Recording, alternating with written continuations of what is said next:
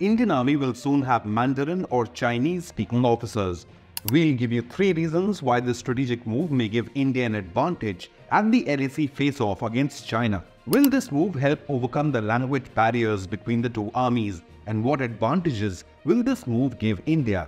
In the high-altitude battlegrounds of eastern Ladakh, a new chapter is unfolding for the Territorial Army. India inducted its first-ever batch of Mandarin-trained officers on Indian Army's momentous 75th Raising Day. These linguistic warriors are now stationed at the frontiers along the line of actual control, backing the regular army in its quest for mastery over Chinese strategy, language, Tibetology, and more. With India and China both being nuclear superpowers, the world does not need an armed conflict between the two. Firstly, the new batch of Mandarin-speaking officers will help avoid border conflict.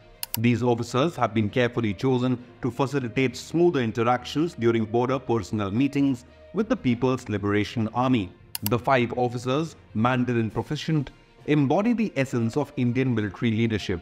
The two sides hold border personnel meetings at 5 points: Daulat Beg Oldi in northern Ladakh, Chusul in Ladakh, Kibethu in Arunachal Pradesh, Bumla near Tawang in Arunachal Pradesh, and Nathula in Sikkim. Usually, both sides resolve various operational issues at the BPMs.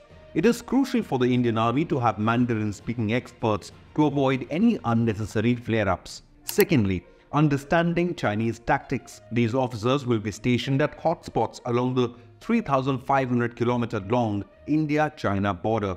At times, Indian forces may intercept Chinese communication and signals. Having Mandarin-speaking officers may help Indian troops decode such messages, thus enabling Indian forces to be aware of Chinese intentions and tactics and prepare a strategy to counter any Chinese expansionist ambitions.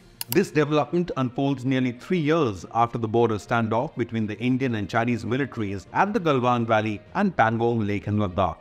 Thirdly, improving India's border surveillance and security. Having experts in Mandarin and Tibetology along the LAC will help the Indian Army interact more intricately with locals.